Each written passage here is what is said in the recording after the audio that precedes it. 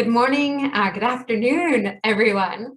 My name is Gina Cicerone, and I am the co-CEO of the Fair Education Alliance, and it is fantastic to see you all here today.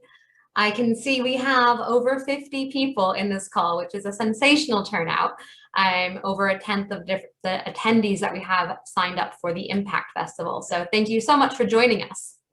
I'm joined today by FEA Secretariat members, Emma, who leads our digital tools, and Becca, our youth engagement manager, and they'll be doing the behind the scenes work to make this run smoothly. But really excitingly, I'm here to welcome you to the session, Measuring Wellbeing and Social and Emotional Skills. So we have another session happening right now, the Theory of Change workshop happening for early stage initiatives. If that is you, then just let Becca know in the chat and she can send you the link. But hopefully you're in the right room to hear from our amazing experts. We have Sophie Bartlett from Yes Futures, Matthew Lees from East Learning. We have David Gregson from the Greater Manchester Young People Wellbeing Program, and Joe McKinn joining us from Impact Ed. So a sensational lineup, and really excited to hear from them and also your take on well-being and social and emotional skills. So the Impact Festival, as you hopefully know, is happening until the 29th of April. We're on day 2 right now. We have nearly 600 attendees, both from our membership and from early stage innovators. But we want the impact to go well beyond the different Zoom walls. So feel free to tweet and share on LinkedIn with the hashtag Impact Festival and @_the FEA. All right, so I'm just going to say a little bit about the FEA for those of you who may not know. So we're all here today for the session, but I think we're guided by our vision, which is to ensure that no child's educational success is determined by their socioeconomic background. The FEA is a membership of over 230 members from across the business, from across the social enterprise and charity, and also the education sectors. So we're delighted to have so many of you on the call today that can take this learning back to the organizations and beyond. I also just want to give a quick shout to our 2 awards that we have open right now to support you either as an early stage innovator or as an FEA member who wants to pilot an internal innovation, whether that is a different program, product, or service, something that comes out of today. We also support partnerships and will enable different organizations to work together. You'll get £15,000 to dedicate to your salary contribution and 1 year of intensive support. And actually, Sophie, one of the leads today, is one of our entrepreneurs, so feel free to contact her. But you can also learn more about the Entrepreneurship Award next week. Sophie will be doing the session on the 29th of April with the other 4 winners, and our Innovation Award winners will be leading 2 sessions on the 28th and 29th. All right, so what we're going to do now, and lovely to see your faces here, is we are now going to jump into some networking. So what I'd love you to do, we're going to break out into some small groups of 3. And the question we'd love you to discuss is, what social and emotional skill would your 16-year-old self have benefited from? And what would have helped you with that? So Becca's going to be pasting that into the chat. And what we'd like you to do is, in your groups of 2 or 3, if you can look at that question. So I'll say it again. What social and emotional skill would your 16-year-old self have benefited from? And what would have helped you with it? And then if you go into your breakout rooms, introduce yourself, your name, your organization, and then chat about that skill. We'll be bringing you back in 10 minutes and look forward to hearing your thoughts on that. But if you need any help while you're in your room, just press the Ask for Help button and then one of the hosts can join. But hopefully it goes really well and we look forward to hearing. So Becca, are we ready for breakouts? Okay, fantastic. See you in a few minutes.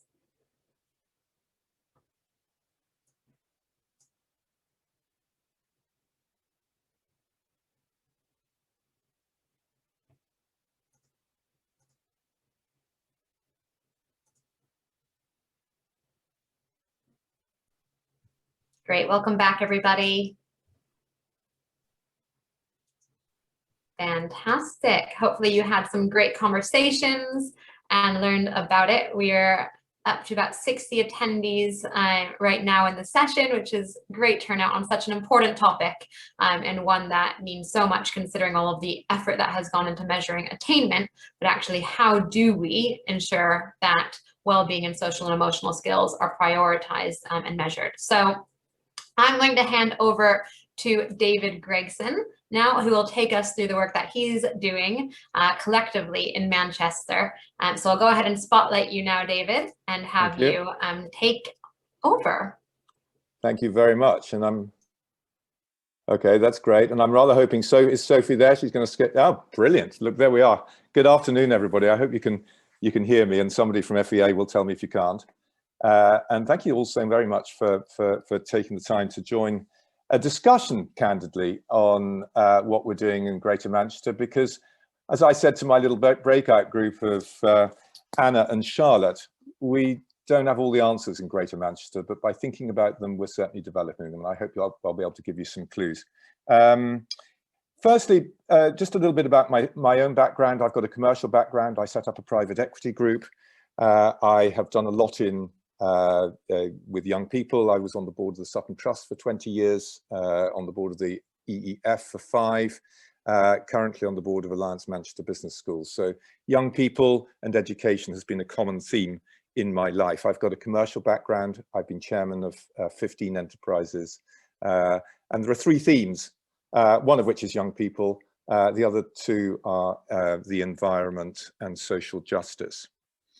The origins of my interest in well-being stem from the fact that my wife is Dutch. I actually commute from the Netherlands. I've lived in the Netherlands for 15 years.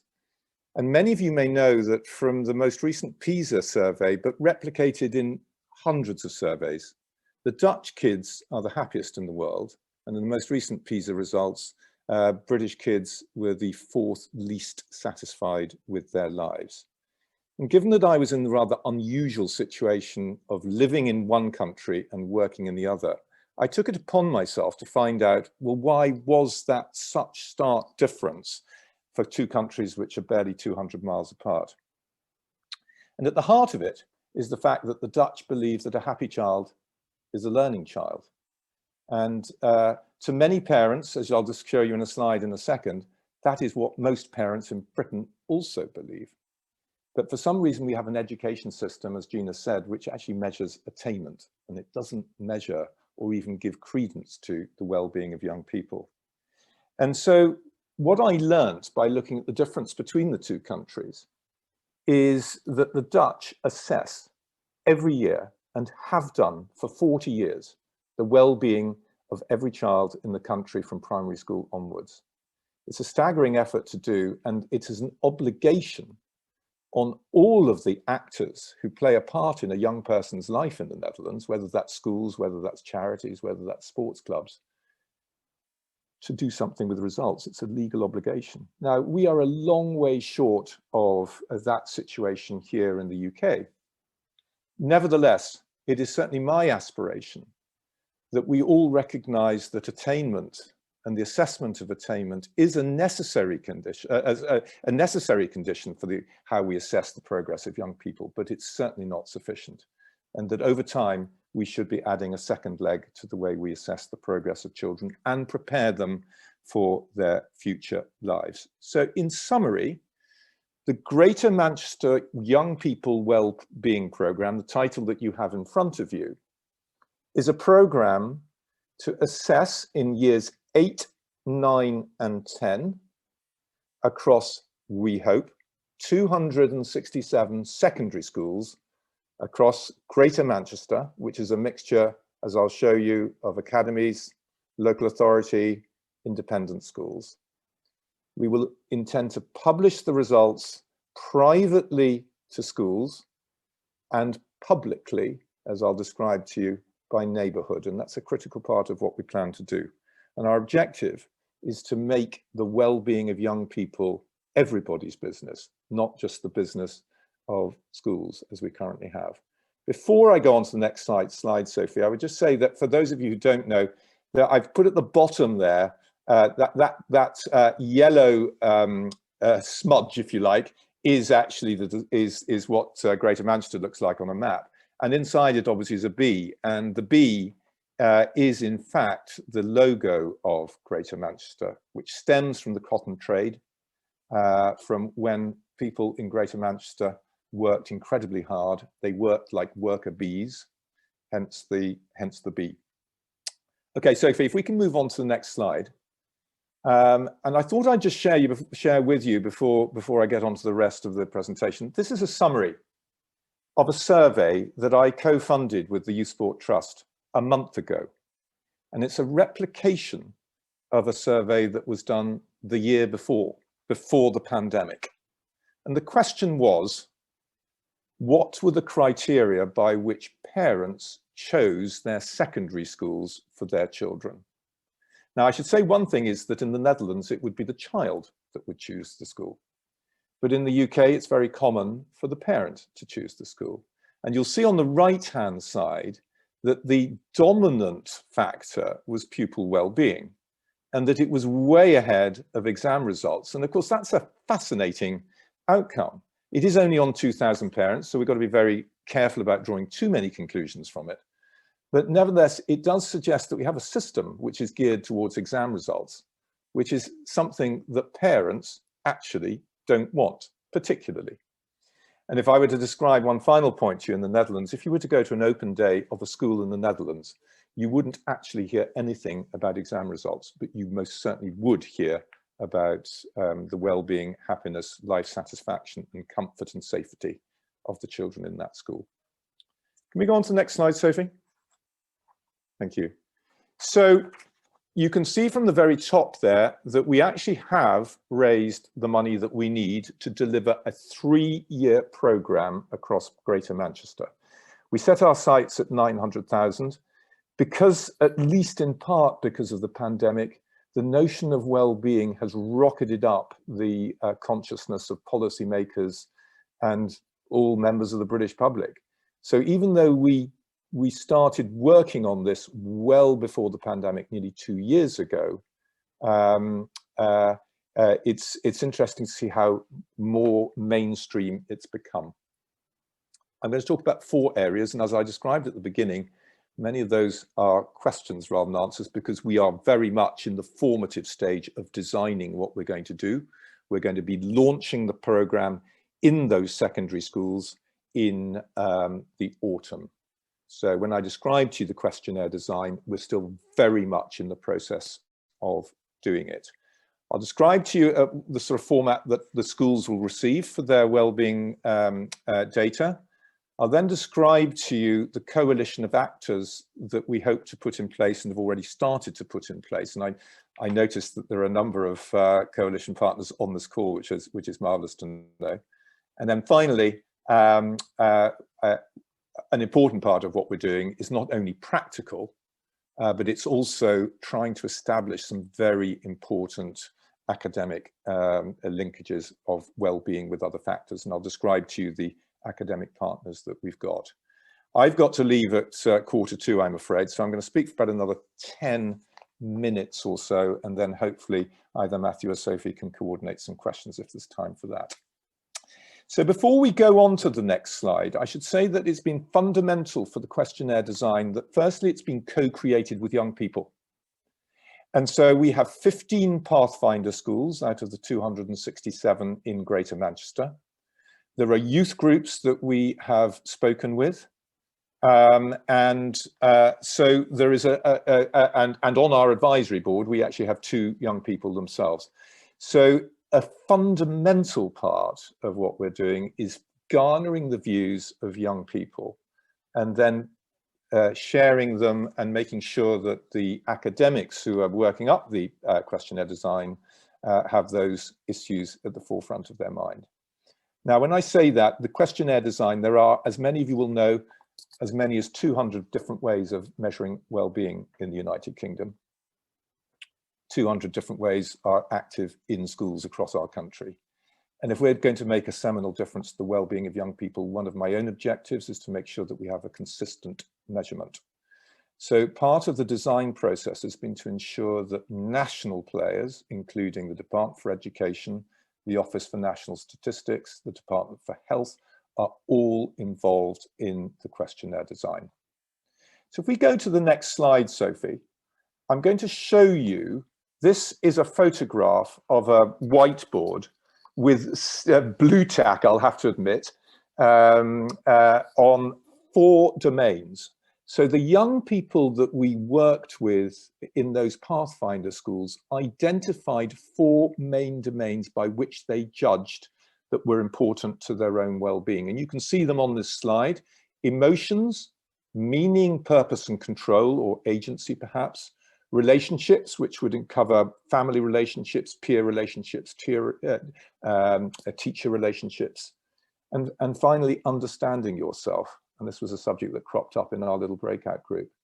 And you'll see that we asked this particular group in Manchester literally last week to choose which of those 4 was the most significant for them.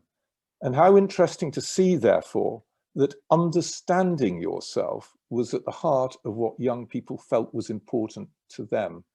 And as I described to my colleagues on the breakout group, I wouldn't have known what understanding myself meant when I was 16. And here are young people today so much more advanced in the way that they're thinking about themselves and what they want to know. So those are the 4 domains that we're focusing in on.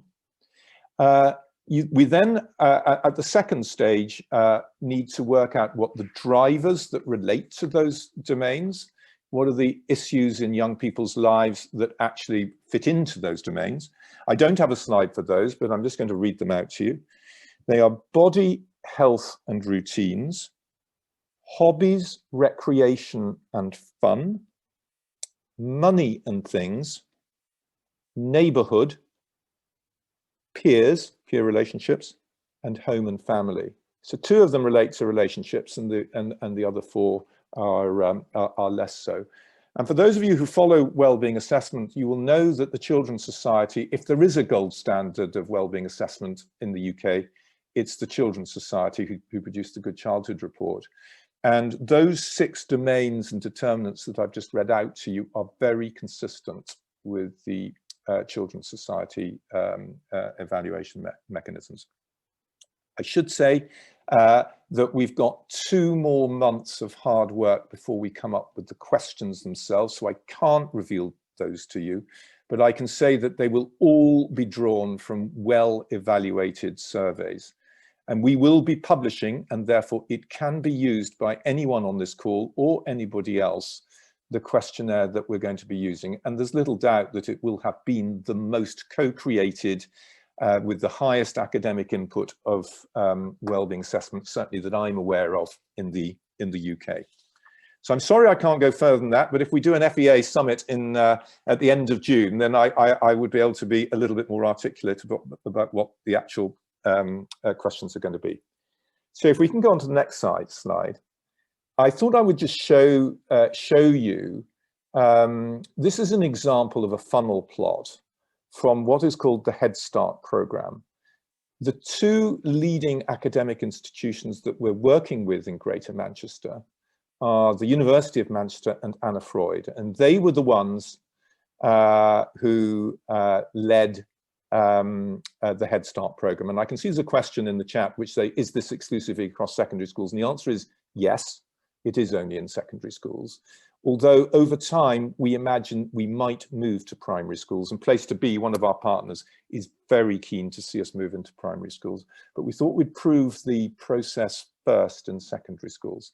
And you can see on the right-hand side that there are 267 Greater Manchester secondary schools, 92 local authority, I was going to say local authority controlled. They're not really controlled by the local authority, but it does mean they're not part of multi-academy trust. The authority level of local authorities over schools under their purview is nowhere near as great as it used to be.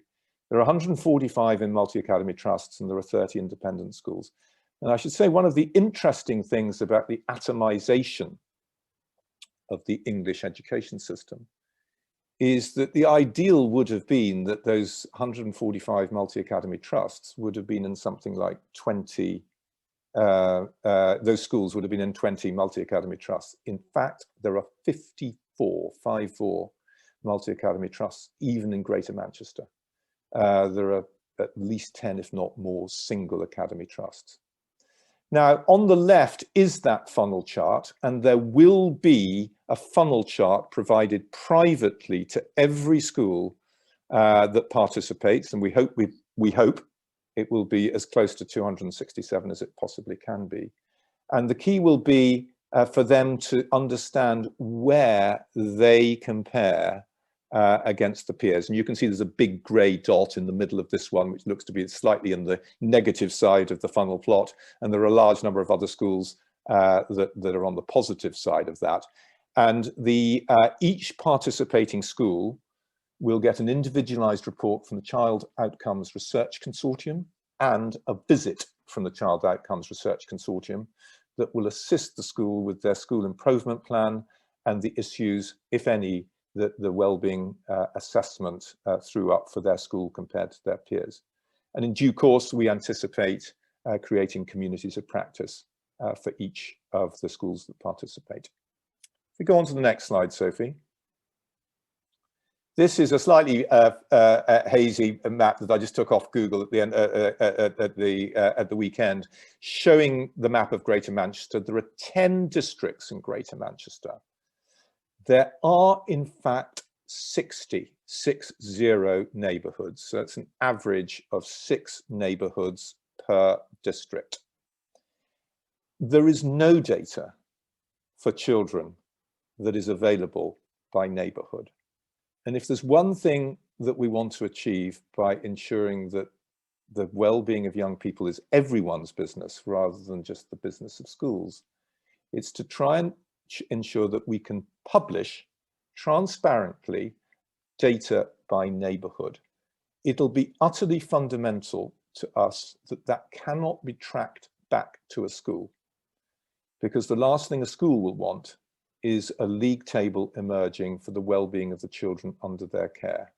Now, as it happens, the Dutch don't mind that because that's the primary lever, but we're a long way short of that, and schools most certainly won't, and I wouldn't if I were them, want a league table showing where they are on well-being, because largely a lot of the well-being of the children in their care is outside of their control.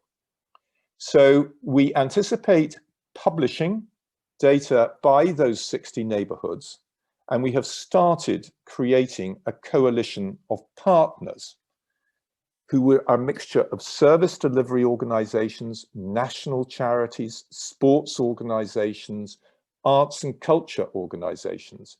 We've got somewhere between 30 and 40 who've agreed to participate at the moment. Bernardo's, for example, came on this morning. And because it's such a moving feast, I decided not to put up the schedule just yet. And the idea is that we will create a coalition backbone. We will coordinate and direct the activities of our coalition of actors to the place of greatest need. Now, we are not in the position of raising money for our coalition of actors. They may have to do that themselves. But what we will provide them with is the data which will enable them to show the impact of their own work in a way which is, for many charities, very hard to do. And so one of the measures that we will judge the effectiveness of this program by is the degree to which our coalition of actors is able to raise more money and provide more services to young people than they currently do at the moment. Can we go to the next slide, Sophie? I thought I would just quickly put up here, the key part of our program is indeed relating to improving the well-being of young people. But the research relating to well-being is weak, partly because it's not a subject matter that is well understood, and we're hoping to assist with that.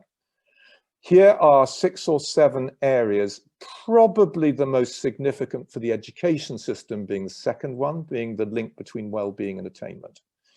Do we believe that if you improve the well-being of young people, you get better attainment as the Dutch do, or not? And the Education Policy Institute is our key partner for seeking to address that particular question.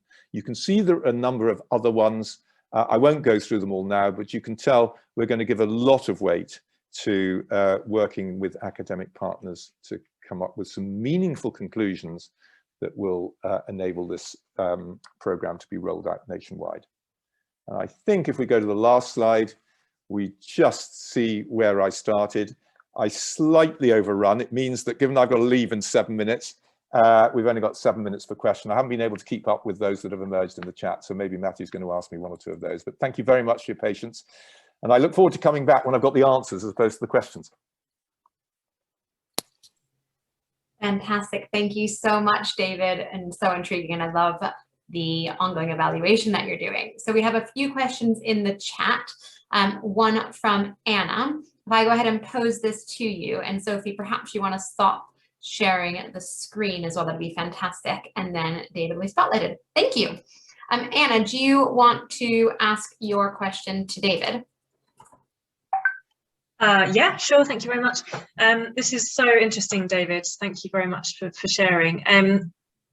I may be jumping the gun, but I'm just really keen to know when you expect to have some results by, and how and when you might hope to roll it out more widely.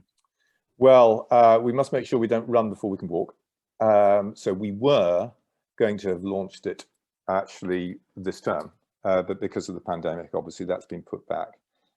So we're going to be, the first assessment will be in a 6-week window in the autumn term, straddling half term, assuming obviously that school's back. And if they're not, then we'll have to reflect again.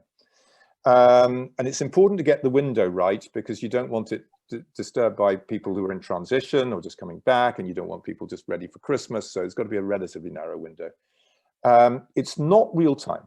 So Impact Ed, who've made incredible strides, and I think a colleague is on this call from Impact Ed, who've done an incredible job.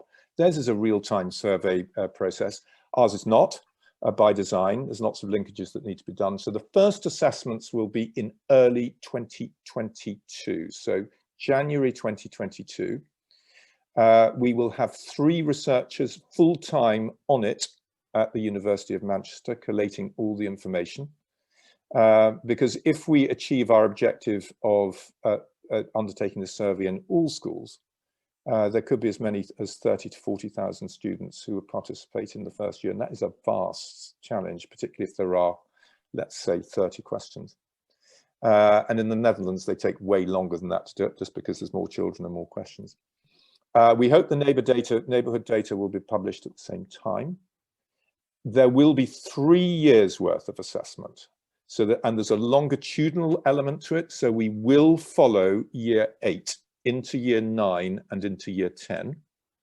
We'll also follow year 9 into year 10. And we'll also have 3 years of worth of year 10. And we've got funding to do all of that. I imagine we'll continue to raise money as we go along. And I think we then just take a pause when we're in the 3rd year and see, is this ready to be rolled out nationwide? Now, I should mention that Kevin Collins, who many of you on this call will know, who's an old friend from EEF days, he and I are talking about the role that this assessment program could play in his recovery plan. And I'm not saying he's going to want to do it. I'm not saying he's not going to want to do it, but I think it suggests that it is right at the heart and very topical. I don't know if that answers your question, does it, Anna? Yes, that's great. Thank you very much. Thanks. Great. Thank you, David and Anna. We have a few questions. I'm just going to group them together. So we have one from Jess, which is about how, if at all, is this related to the big ask? We'll take that first. And then there's a lot about wanting to know more. And perhaps that's where we'll leave you, David, and how can they get involved? Yeah. Yeah, well, there's a lot of, I can see there's a lot of potential coalition partners on this call, so I'd love to hear from you all. And so maybe, I don't know how we'll do that, Gina, but, and I see there's a question on special schools as well. So on the special schools one, we are hoping to cover every single school, including PRUs, including special schools, actually including children who are outside of the education system, being homeschooled as well. So we have an objective, an aspiration to do that. Now, I've now forgotten, predictably, having read that question. What was the first question, Gina? Sorry. So is this at all related to the big ask? Oh, yeah, the big ask. Yeah. Well, the answer is it's not related to the big ask, but they've got similar origins. And so I am meeting with Rachel D'Souza, the new Children's Commissioner, next month. The big ask, as most people on this call will have been, has been launched with the backing of Marcus Rashford. It's not so much getting at well-being for young people, although it will in part get at that. But it is getting at, you know, what's important to young people, which is what we're doing as well. And I imagine, so long as Rachel is willing for us to do, is to cooperate with the output of her research. Now, I have no idea how many children and young people are going to respond to the big ask. That's a nationwide thing rather than the Greater Manchester one thing, but it's a request directly to young people, whereas we're hoping to persuade schools, which will then, so I've no idea whether that's going to have 5,000 responses, 25,000 responses, or 255,000 responses. And so we hope to learn from it, however big it is. Fantastic. And David, before you go away, 2 questions then. The practical one is there are a few questions that you might not be able to answer. Are you happy if I follow up with you and just let you know who's asked them? And yeah. People, of course, hopefully you've seen each other's names and email addresses in the list that I've just sent across. That's how you can connect with one another. And then, is that all right, David? We'll follow up with you with any unanswered questions, but you can leave us perhaps with telling us a bit about how people on this call and their organizations might be able to get involved or learn more. Well, you know, it's been so difficult for me to see, you know, the scale and the breadth of the organizations. I haven't been able to read all the chats. They're so impressive.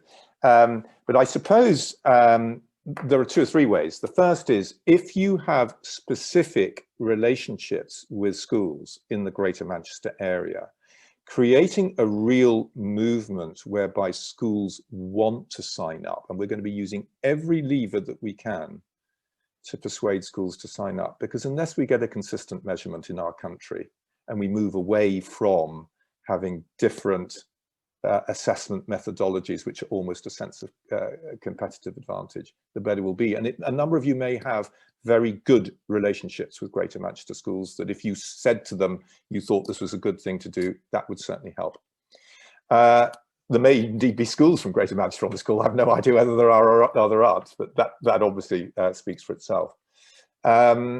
Secondly, we are absolutely looking to build our coalition, particularly for those who are active in providing service delivery services. I think there's a number of arts and culture organisations on this call, I think I spotted. And those would be very attractive to us, particularly for those that operate obviously in Greater Manchester, because we hope to be able to offer a real range, a ready-made range of partners to schools and indeed to neighbourhoods, as I said, of people who can make a difference to young people's lives. I think, Gina, those would be the 2 most obvious ways. If any of you got any money, of course, that's always, even though we outstripped our funding target, we're always happy to hear from anybody who's got any money. But I didn't come onto the call to expect that, so you can consider that to be a light-hearted comment. Great. Well, thank you so much, David. I know you have to run right now for your board meeting, but we will pass along any of the questions. You do have a, shall we email you? Is there an email that you want to pass on? We can send it in the chat. Yeah, you can use my standard email, which you should have. Perfect. Sounds great. We'll pass it on to all of the attendees. Have a great board meeting. Okay. And thanks so much for joining us. Thanks very much. I'm sorry to run. Great. Thanks, David. Bye. Perfect. So I'll now add Sophie and Matt, who can tell us about what's coming next. Great, thanks so much, Gina. And well, I don't know about everybody else, but I know I'm certainly feeling really inspired by everything that David said, and I think it's great to frame today in the context of like some really positive movement that we've got going forwards. And so hopefully we're now going to move on to some really like practical steps that your organizations can use to support this kind of movement towards measuring well-being and social and emotional skills. Matt, do you want to chat through what we're going to cover today? Yeah, so again, thank you very much for having us on the call. Amazing topic and lots to get through. So David's now spoken. He's referenced the work that Impact Ed have done on this area over the last couple of months. So we've got Joe McGinn, who's kindly joining us to talk through that section. We'll then talk through, so Sophie at Yes Futures and ourselves at East Learning have spent a while sort of tackling this topic with the young people that we work with. So we'll be giving a couple of sort of top tips and discussing that, breaking out into breakout rooms if we have the time. And then a section at the end on the impact on young people of developing those wellbeing and social skills. And we'll wrap up and close done by 4:30. So that's the running order for today. And I think without much further ado, we've done our hellos, and we will now move on to Joe McGinn from Impact Ed. Perfect, thanks both. Remind me, how long, Matt and Sophie, have I got? Bit of housekeeping. About 7 minutes. 7 minutes, right. I will condense a year's worth of work into 7 minutes as best I can. Right, let me share the screen. Okay. Well, yeah, lovely to see you all, and thanks so much for inviting me to talk briefly about this piece of research. So yeah, hopefully if the stars are aligned, you can see that screen now. So I'm going to really quickly just run you through a piece of research that Impact Ed have done, starting with the first lockdown last year, right the way until December, January of this academic year as well. Very briefly, for those of you who kind of don't know who we are a non-profit who work primarily directly with schools, multi-academy trusts, school groups, charities, anybody who is working with young people to help them better understand, evaluate and improve the impact of a wide range of things that we do. How we got onto doing this piece of research, we're not by sort of normal standards, we're not a research organization. This is the first large piece of research that we did. And basically the reason we ended up doing this is because a lot of the school partners who we were working with, understandably, when lockdown hit, were all sorts of interested in evaluating and measuring the same sorts of things. So things like their people well-being, levels of anxiety, their learning indicators. And we had over 100 schools in the country who were all broadly interested in looking at the same thing. And so we found ourselves in a pretty unique position to both help the individual schools who we partnered with, but also to try and draw out some national trends that might be useful for the sector to try and learn about what the true impact of the pandemic has been. So that's how we got on to doing this piece of work. The study itself, we partnered with University of York and University of Bristol, who are our academic partners, and the key kind of aims of the project were, as I mentioned, to measure and understand the impact of lockdown and school closures on pupil learning and well-being overall, how this had an impact on existing disadvantage gaps, and as I mentioned, to help individual schools, but also to try and draw out some national trends. As I'm sure we're all aware of, moments like this provide an opportunity for reflection, an opportunity to ask big picture questions, and so we want to try and to use this research to kind of shape those as well. Some unique factors about the piece of work. It's just pupil level data, so we don't speak directly to teachers or families. All research has limits, and ours is that the data is directly from pupils. So there are pros and cons of that, but just to be open and upfront. It was a longitudinal study, so this was a real benefit. So we got our schools to track pupils every 2 or 3 weeks on their levels of wellbeing and anxiety from March right the way up until November, December. So yeah, a really interesting longitudinal study. And then the way the platform works, it links both survey data, assessment data, and then pupil demographics as well. So we were able to drill down to, as I'll show you in a sec, male, female, different advantage levels of pupils and year groups and that sort of thing as well. Final bit on the kind of methodology, and then I'll jump into the findings, which are obviously the most important bit.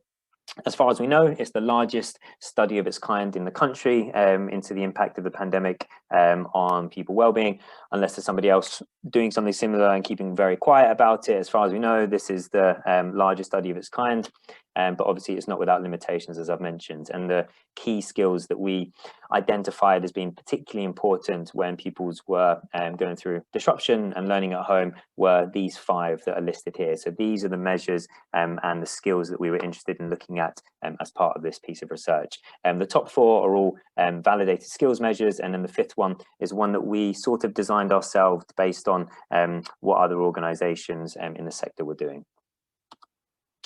Final piece is we had over 62,000 pupils take part in the piece of research, which is great, and the number of responses for each measure breaks down, as you can see there.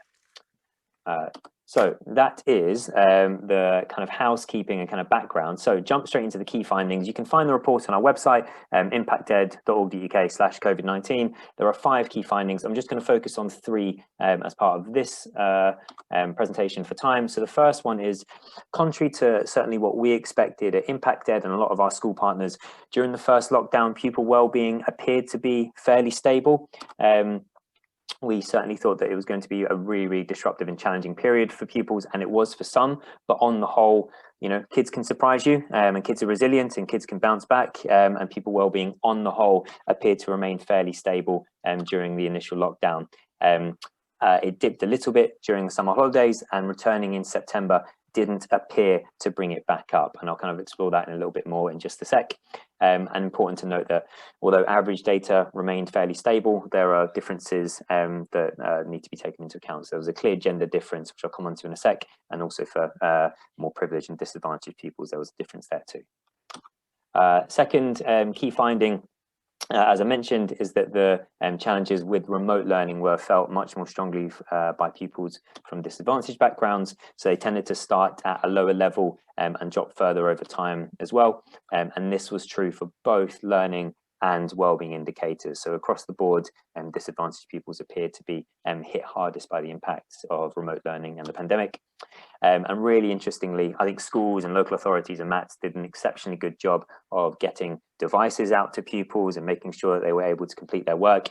But one of the key challenges was that, you know, what's the point in having a device to use if you don't have a quiet place to work, or you don't have a table to work on, or if you have to share the device with 4 siblings in the same household? So device availability wasn't as much of a barrier to learning as some of those things I listed. So suitable learning environment, for example.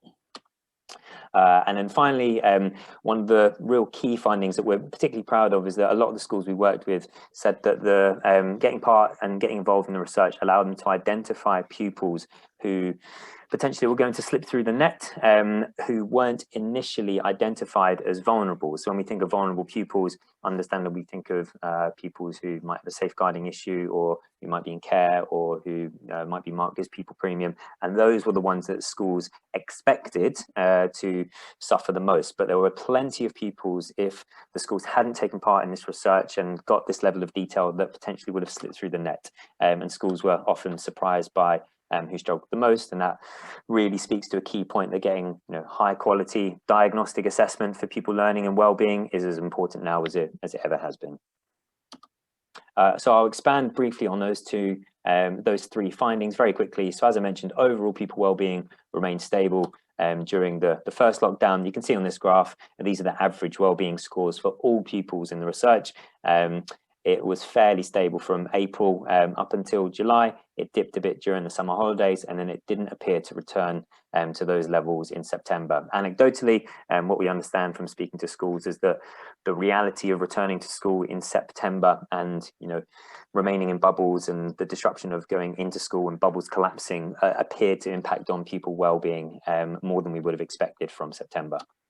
And just a few notes on the actual score. Yeah, the wellbeing scores weren't made up as pupils returned, which was yeah, pretty interesting for a lot of our partner schools.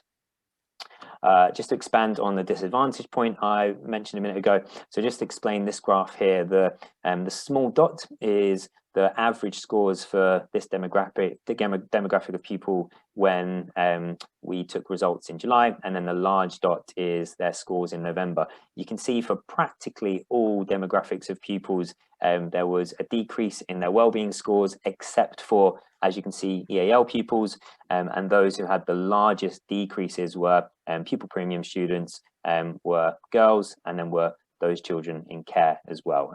So just expanding on that disadvantage point a little bit more, there were some smaller levels of variation over time for SEND and EAL pupils, and a very clear gender gap between girls and boys. And then finally, key finding 3, just to explain this graph. Obviously we were able to identify large, pretty clear national trends, but this shouldn't mask that there's a great deal of variation within that. And just to explain this graph here, this graph is the average percentage of pupils in each school who took part in the research. So every line on this graph represents a school who took part in this research. And this is the percentage of pupils who said that they were excited about returning to school.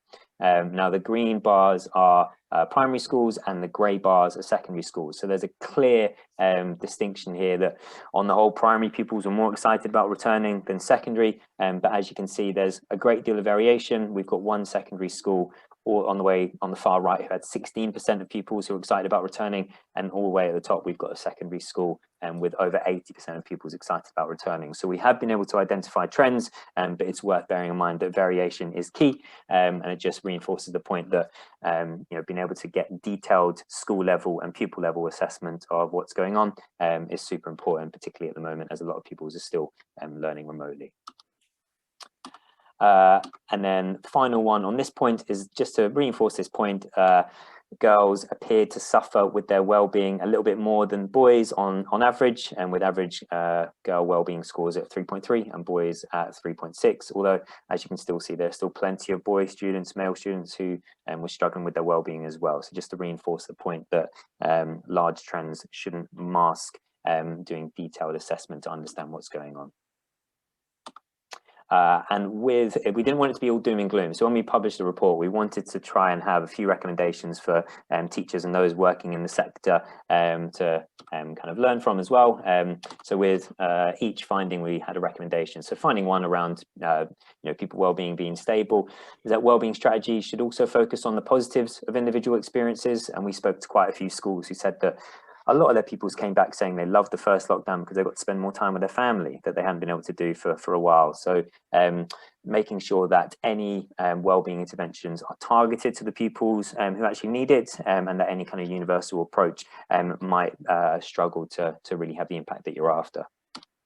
On the second point around disadvantage, obviously any post-lockdown support should be carefully evaluated, and if it doesn't appear to be working, it should be stopped.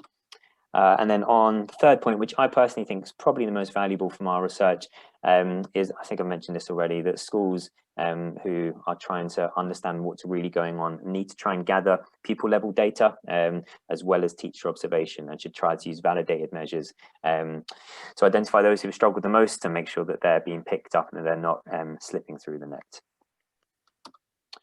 So if you want to find out more and read the report in full, just head to our website, and if you want to ask any questions, you can fill out this short form, just impacted.org.uk/contact.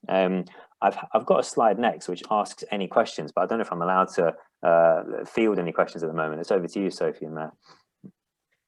Thanks so much, Joe. We might have to hold on questions for today, but I'm sure if people have got further questions they want to ask, they can, like you said, get in touch with you that way.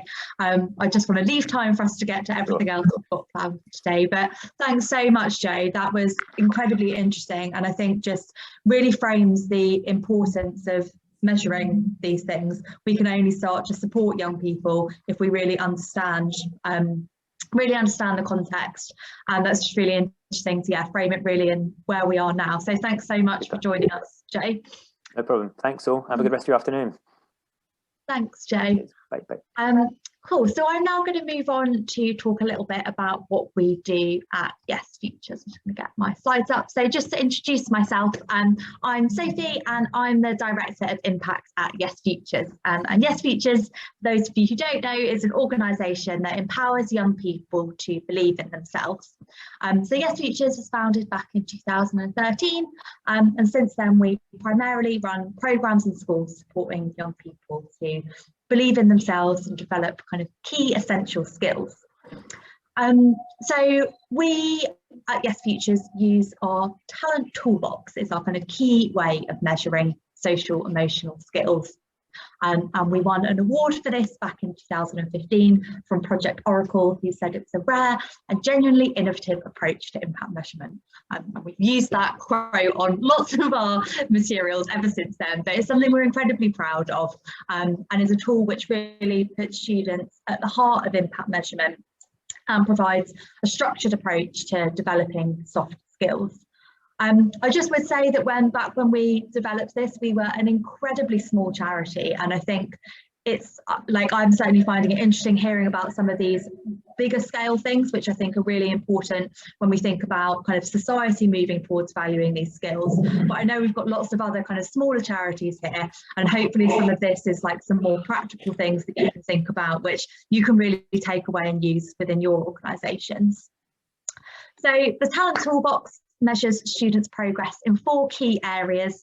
These are our Yes Futures talents: confidence, resilience, communication, and self-awareness. And it's an evidence-based approach which avoids bias and ensures some really comprehensive and reliable data from students. So the quality of this isn't brilliant, but just to kind of show you what the Talent Toolbox looks like, it's a physical paper workbook, and every student on our programmes gets their very own copy of it. And at the beginning of the Talent Toolbox is this talent scorecard. And this is where students complete this at the beginning, middle and end of the programme, and this allows us to track their progress in our 4 key talent areas. So it's rooted in evidence.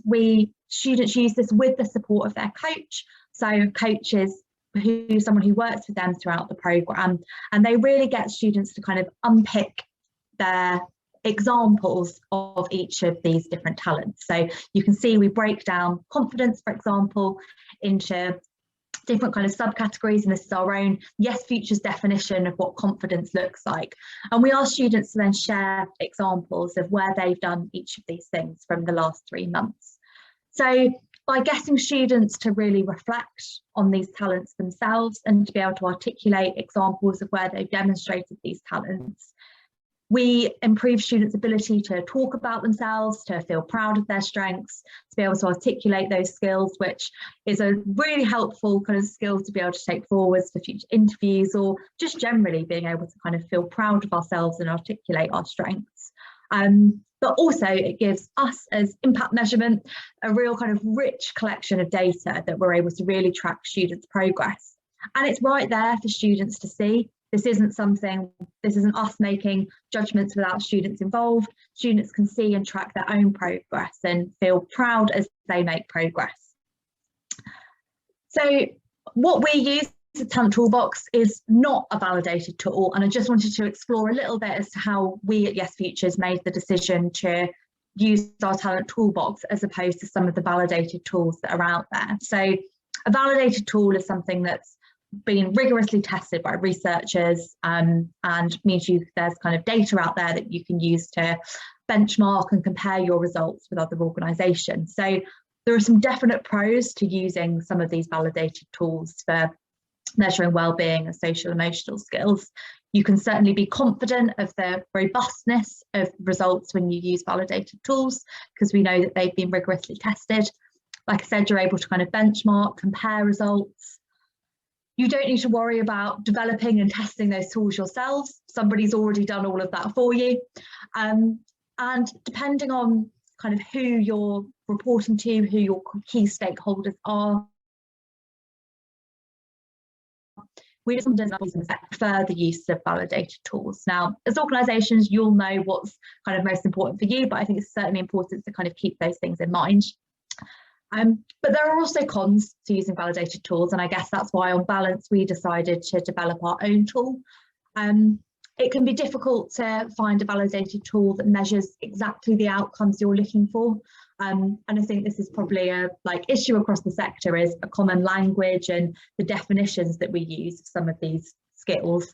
But finding something that measures your definition of that skill and really gets to the root of what you're looking to improve in young people, that can be quite hard with validated tools. The age appropriateness of them, the language can be quite difficult to understand in some tools, particularly if you're working with young students. I've certainly found some of the validated tools we've kind of looked at and considered, I know that a lot of the young people we work with would really struggle to understand what some of the language means.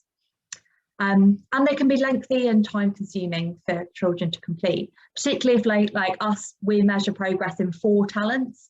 To use 4 different validated tools to measure students' progress across all of those 4 skills would be an awful lot of questions for young people to fill out.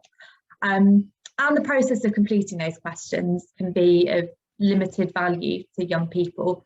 Like I said, something we're really proud of with the Talent Toolbox is the time spent doing that isn't kind of wasted time on impact measurement.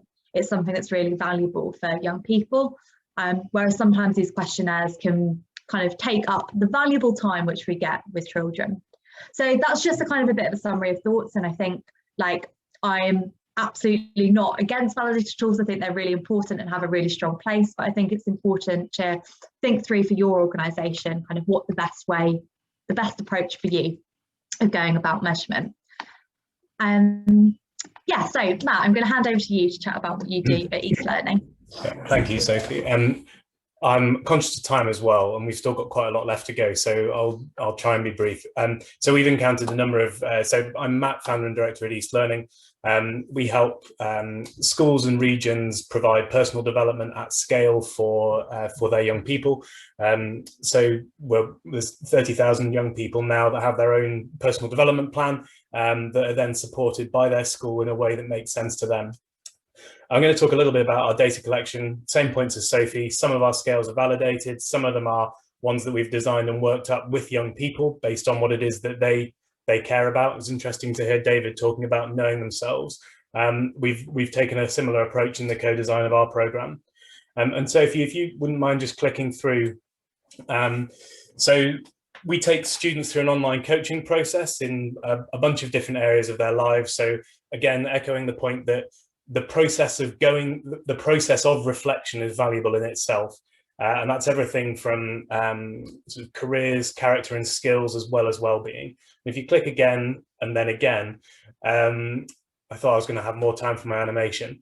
We actually use SWEMWebs, which most of you will know of as one of the validated scales within the platform. So that's the Shorted Warwick Edinburgh Mental Health and Wellbeing Scale.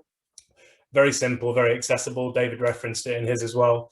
The bit that I wanted to talk about and emphasize is not so much the increased rigor and granularity with which we measure impact, but what we do with it immediately afterwards. So if you carry on clicking, we then help young people to say, well, okay, well, these are the different things about myself that I might want to change and develop. What's most important to me? And then if you click again, like, how do I want to be supported? So not focusing over and over again on the measurement part of it, but very quickly switching focus to what can be done to support me. If you click again, obviously there's a lot of data that can come out of that exercise, but it's been designed with the intent of helping the young person ask for the right type of help. My mini case study of sort of converting that data into action is that, so again, Joe and Impact Ed have referenced something similar. So this is, I'm afraid, only for 12,000 respondents, but it's the same SWEMWebs data showing low, medium, and high mental wellbeing scores by year group. And if you click again, there's further data behind what the drivers are for those young people. And of those different drivers that cause the lower wellbeing score, what do they actually want to improve? So how can we work with them on their strengths? How can we help them as an individual to develop as a result? And what's been interesting about that is that schools and regions have very quickly been able to identify not just that there is a gap or that there is a well-being concern or, you know, the sort of negative language. They've worked out very quickly. And if you click twice more, Sophie, for some people, the right thing to do is an arm around the shoulder and a one-to-one conversation. For some young people, it's actually a breakfast club. The reason that their well-being is low is because they're starting the day on an empty stomach. So let's do that for them. And for some kids, it's getting out and taking part in a bike maintenance club. And I guess the point that I wanted to make during this session is, yes, the scale is important and useful, but it's not important to be able to measure it to a huge degree of granularity if you're able to work out what is the right thing to do for that young person and you've got some way of knowing that works for you and for them, that adds value to all parties, whether what you're doing to support them is actually making a difference. So that's just a sort of little mini case study into the sort of work we do.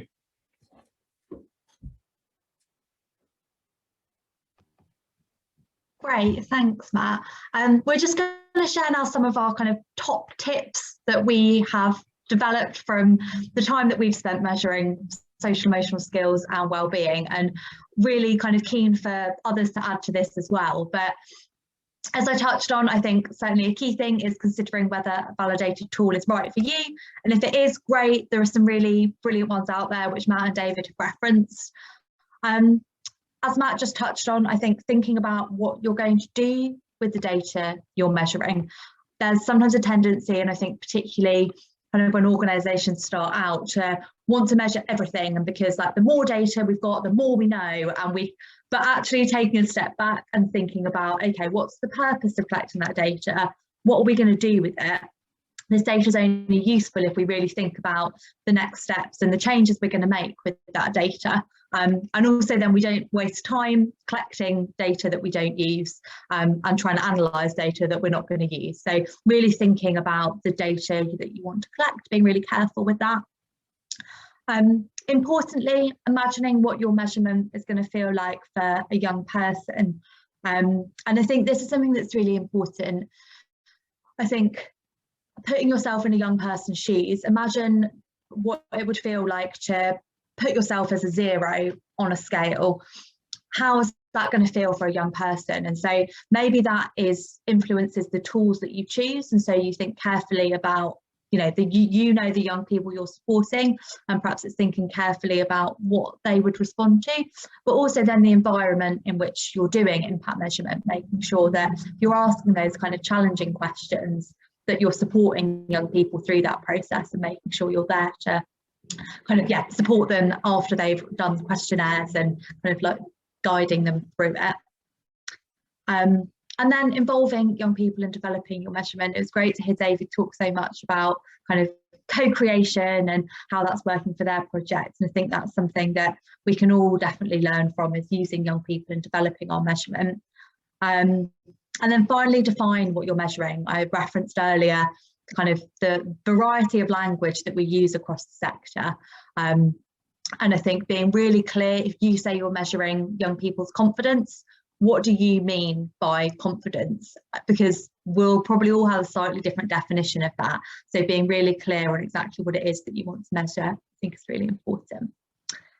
Matt, did you have anything else that you wanted to add? No, just to, I guess, back up the point that you were making about measuring well-being can be a very negative experience if nothing happens as a result of it. And so it's making sure that there is a next step, and that the young person is aware that something will happen. Yeah, that'd be my thought. So I think we're now going to move into breakout rooms, because there's definitely enough of us in there. So Gina, if you're... Yeah, great. So I think, what would you like the breakout rooms to be focusing on? Do you want to brief them, and then we will prep them to have them go? Sure. So the idea of this session is that we discuss how measuring well-being can have how the act of measuring well-being can have a positive or a negative impact. Actually, would you mind sharing the screen? Would you mind if I shared the screen just for a second to give a quick example? How can I do that? Share screen. Screen 2. Is that working? Not yet, Matt. That is working. Perfect. Okay, so Sophie and I have got a couple of examples to get us going. So I'm going to talk you through Brendan's week. So we wanted to work out for Brendan, how did he feel about how he was spending his time? So he's a 16-year-old up in Lancashire. And we asked him, rather than ask him to quantify how much he was enjoying his time, we asked him to go through an exercise of saying, well, look at your week. What does your school week look like Monday to Sunday? And of the time that you're spending outside of that, how much of that are you enjoying and is really good to you? How much of it is a bit blah, and how much of it is actually not very good and you don't like? And Brendan came back and said that pretty much his entire week was just blah. And during that exercise, he said, well, but I can change that, can't I? I can change how I'm choosing to allocate and spend my time. So I'm doing more of the things that I like and less of the things that I don't like.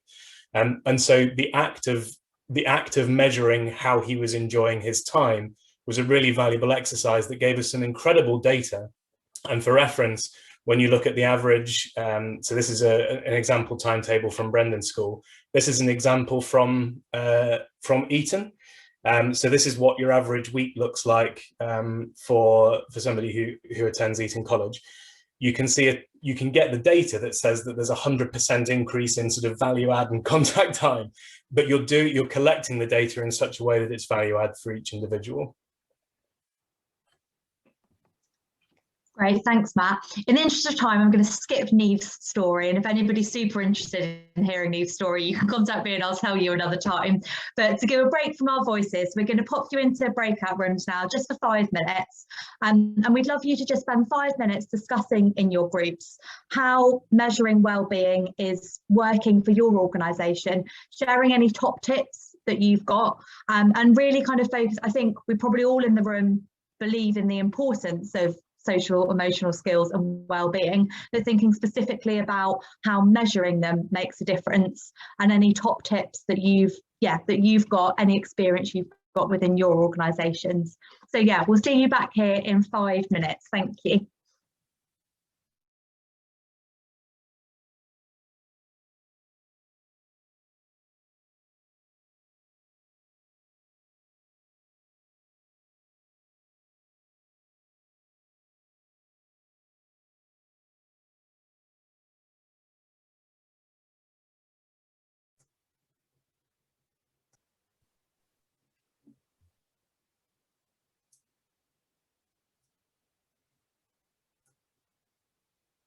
Great. Welcome back, everybody. Hope that you had a nice chance to build those networks. And as you are coming back into the room, would love it. Could you take 20 seconds right now? I'll give you 30, and go ahead and just type one of those key lessons that you have learned, or what's working, or your top tips into the chat. And then that will make sure that we can see it more widely across it. So one of the things that I'm taking away that I would contribute there is the need to put myself in the shoes of somebody who's filling out that evaluation. I completely got it, like, oh, putting a 0. We did a well-being retreat for the FEA Secretariat a few weeks ago. And yeah, it was like, oh, am I really like down here? And I think that's really important to consider. So if you just take a second in the chat and just write what were some of the things you discussed or your top tips. Great, thanks, Liz, around pupil voice. I think that's absolutely spot on.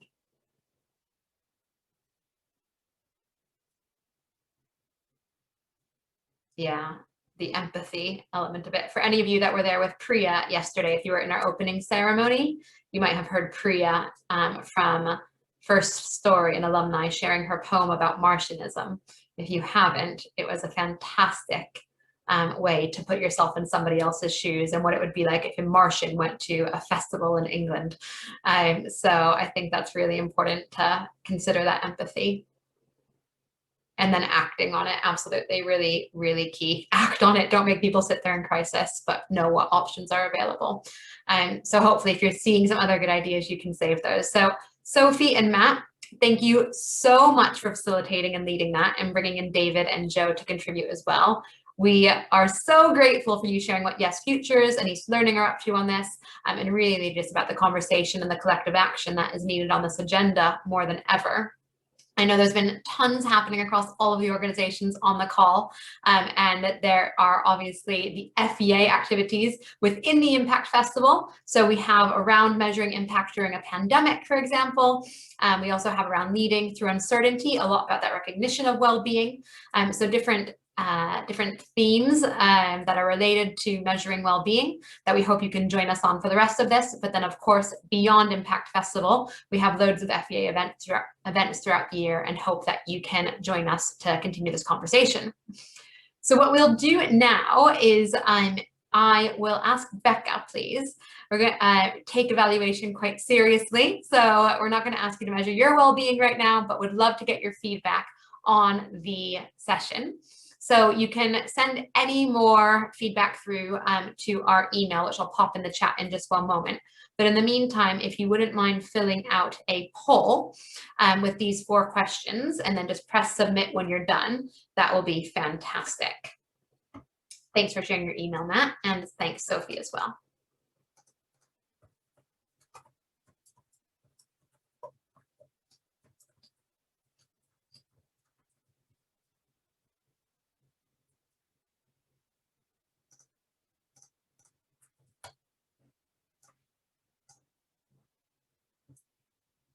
Great, I can see about a third that have come through.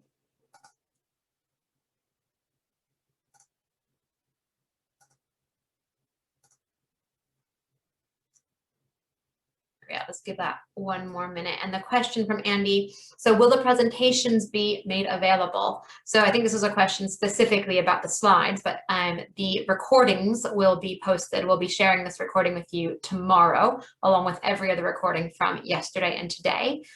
Sophie and Matt, question for you both about, I think this is about the slides as well. Yeah, we're getting a sure. So what we'll do is we will include these on either a follow-up email to you or on the website where we have all of the recordings. So you can look out for it for the session. Great.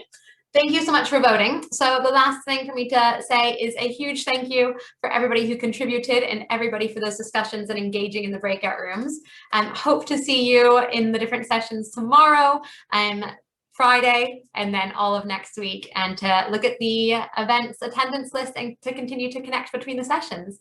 If you have any other feedback in between, feel free to write us. I've just jotted the email down in the chat, fea.events@faireducation.org.uk. We want to iterate and make this festival the best for you, so feel free to drop us a line and send us any more feedback to make the most of this. So thank you so much, and thank you, Matt and Sophie and Joe and David. Have a great afternoon.